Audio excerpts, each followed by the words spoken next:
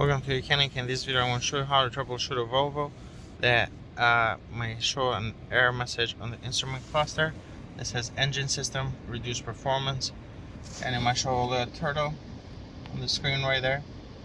So what that means is the transmission, the vehicle is reducing the power to the drivetrain, to the wheels. It could be for a number of reasons, but mainly it does this it detects an issue with the car, and to prevent further damage to the transmission or the engine, the car will go what's called in limp mode.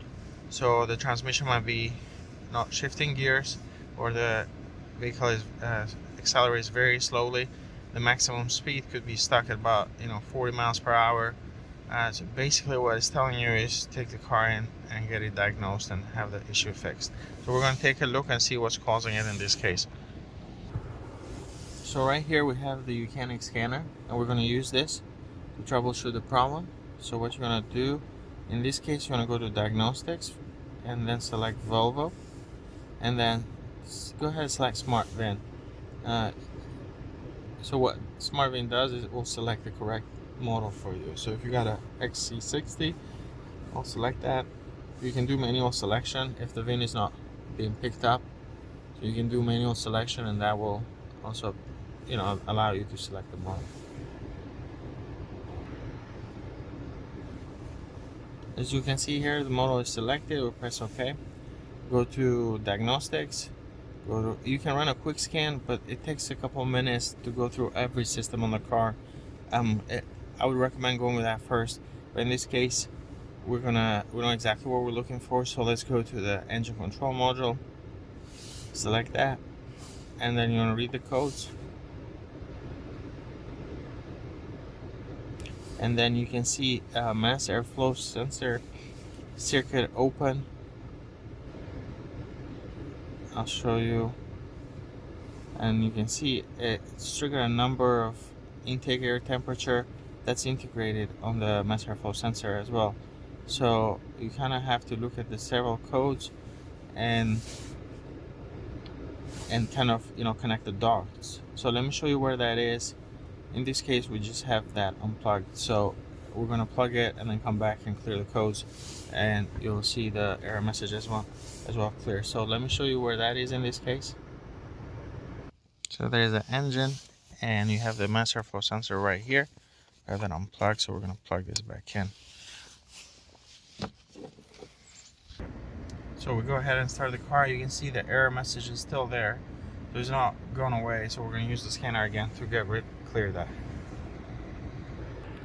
So if you cannot figure out what's going on, sometimes the issue might not be as simple as in this case.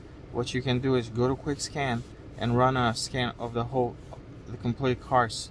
So what that will do is we'll go through every control unit on the car, and it'll see if there's any fault codes. You can see here at the top there's a couple that have fault codes. You can look at them individually, or just wait for the scan to complete, and then you have the list of all the codes, which I'll show you here in just a second. And we can see here the scan is complete. You can hit report at the bottom. Now you can come see here towards the bottom, you can see all the fault codes.